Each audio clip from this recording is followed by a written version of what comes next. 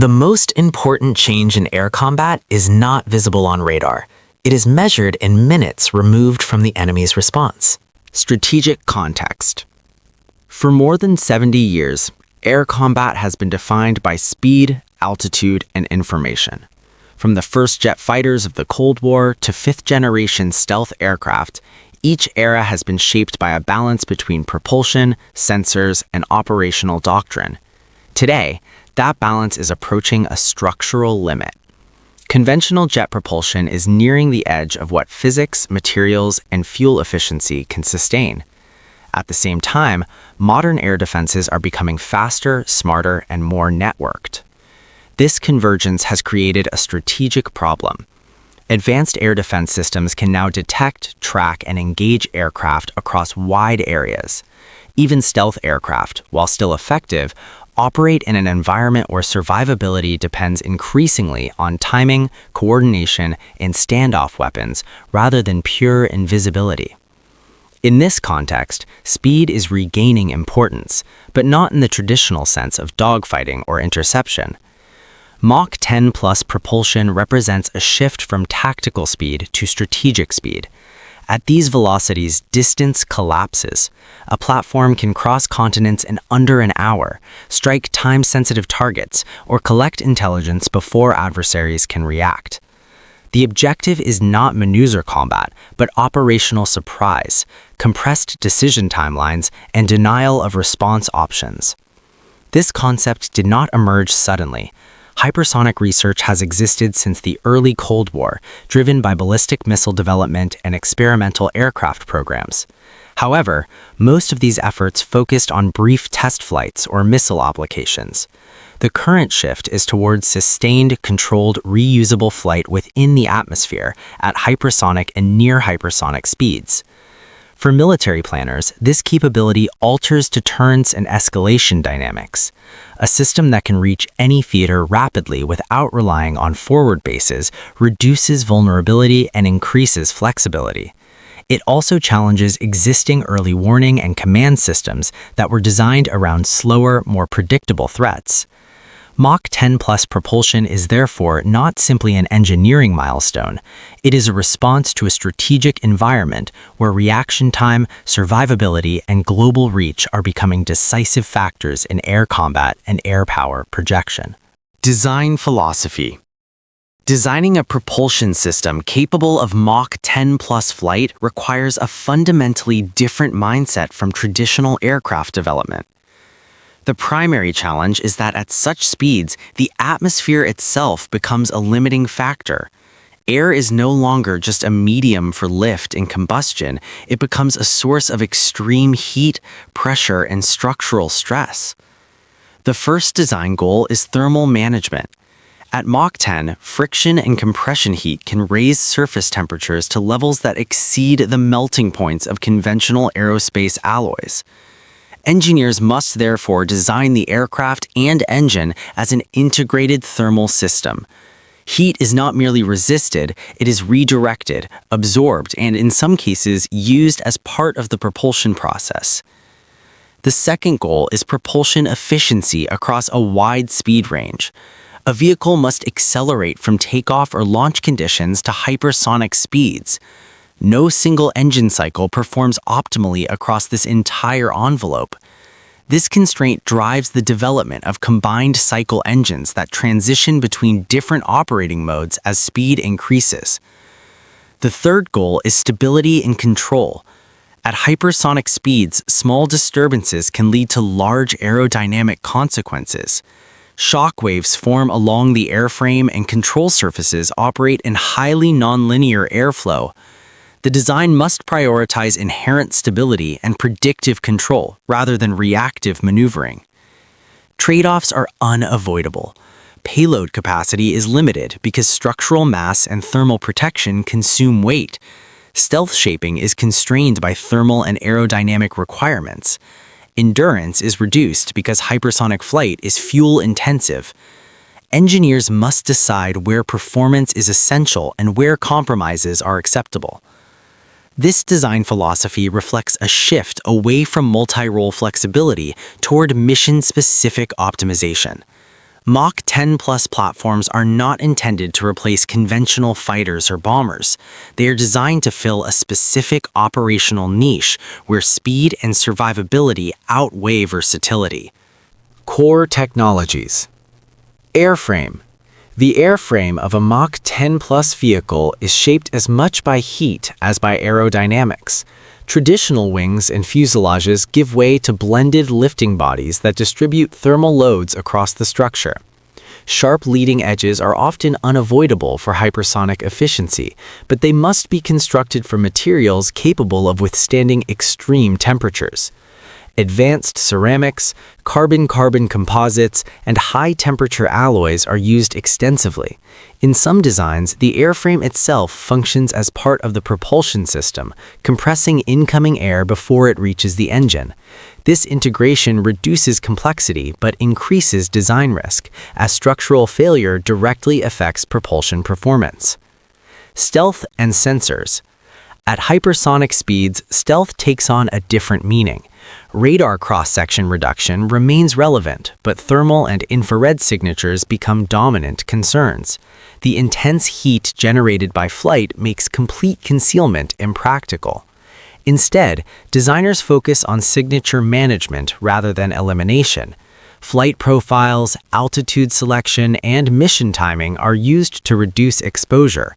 Sensors must operate reliably in extreme thermal and electromagnetic environments. Radar, infrared, and passive sensors are integrated to maintain situational awareness without relying on constant emissions. Propulsion. Propulsion is the defining technology of Mach 10 Plus flight. Conventional turbojets and turbofans are ineffective beyond Mach 3. Ramjets operate efficiently at higher speeds but cannot function at low velocities. Scramjets, which allow supersonic airflow through the combustion chamber, enable sustained hypersonic flight but require precise conditions to operate. Combined cycle engines address these limitations by transitioning between modes. A typical sequence involves turbojet or rocket-assisted acceleration, followed by ramjet operation, and finally scramjet combustion at hypersonic speeds. Managing these transitions requires precise control of airflow, fuel injection, and structural alignment. Fuel itself becomes a multifunctional system. In addition to providing energy, it is often used as a coolant, absorbing heat from the airframe and engine before combustion. Avionics. Avionics systems must process data at high speed while operating in high-temperature environments. Traditional electronic components are insufficient. Hardened processors, distributed architectures, and advanced software are required to maintain control and navigation. Autonomy plays a significant role. Human reaction times are inadequate for direct control at Mach 10 Plus. Instead, onboard systems manage flight stability and propulsion transitions, while human operators supervise mission parameters and objectives. Operational doctrine. Mach 10 Plus platforms are integrated into operations as strategic assets rather than tactical aircraft. Their primary value lies in time compression. Missions are planned to exploit the platform's ability to appear, act, and exit before adversaries can respond effectively. Commanders view these systems as tools for penetrating denied airspace, conducting rapid reconnaissance, or delivering precision effects against high-value targets. Because of limited payload capacity, missions emphasize quality over quantity. Targets are selected for their operational or strategic impact rather than volume. Pilots, where present, operate more as mission managers than traditional aviators. In many concepts, the platform may be optionally piloted or fully autonomous. Human involvement focuses on decision-making rather than manual control. Integration with other forces is essential. Hypersonic platforms rely on intelligence, surveillance, and reconnaissance networks for targeting and battle damage assessment. They also complement slower aircraft and naval assets by opening corridors or neutralizing critical defenses. Strengths. The primary strength of Mach 10 Plus propulsion is speed. This speed reduces exposure to defenses and compresses enemy decision-making cycles. It enables global reach without reliance on forward basing, reducing logistical vulnerability. Another strength is survivability through unpredictability. High speed and altitude complicate tracking and interception. Even if detected, the window for engagement is extremely limited. Operational flexibility is also enhanced at the strategic level. Decision-makers gain options that do not require prolonged force buildup. This can strengthen deterrence by increasing uncertainty for potential adversaries. Limitations. Despite its advantages, Mach 10 Plus propulsion has significant limitations. Cost is a major factor. Development, production, and maintenance of hypersonic systems are expensive and resource-intensive. Sustained hypersonic flight is not practical for extended periods. Payload constraints restrict mission scope, requiring careful target selection. Reliability is another concern. Combined cycle engines are complex, and failure at hypersonic speeds is catastrophic. Extensive testing and redundancy are required, increasing development timelines. Finally, these platforms are not suitable for all missions. They cannot replace conventional aircraft for air superiority, close air support, or persistent presence. Comparative context. Compared to earlier high-speed platforms, Mach 10 Plus systems represent a qualitative shift. Previous aircraft prioritized speed within a framework of pilot control and conventional propulsion. Hypersonic missiles prioritize speed, but lack reusability and flexibility. Mach 10 Plus aircraft occupy a middle ground. They combine the responsiveness and adaptability of aircraft with the speed traditionally associated with missiles. In contrast to fifth-generation fighters, their role is not air dominance, but strategic penetration and rapid effect delivery. This comparison highlights that Mach 10 Plus propulsion complements rather than replaces existing systems. It fills a gap in the force structure rather than redefining it entirely. Future implications. Analysis. Analysis suggests that Mach 10 Plus propulsion will influence future air combat by accelerating the pace of operations and emphasizing decision superiority.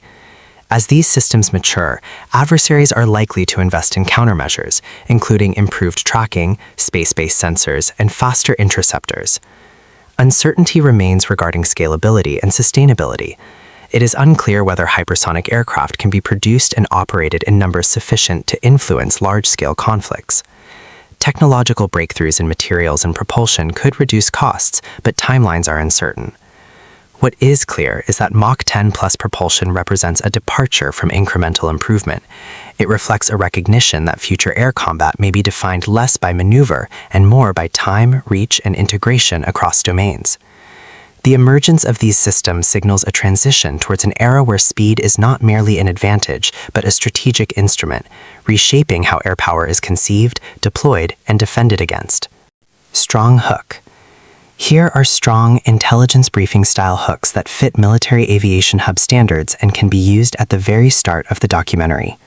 All options are calm, factual, non-emotional, and written for voiceover.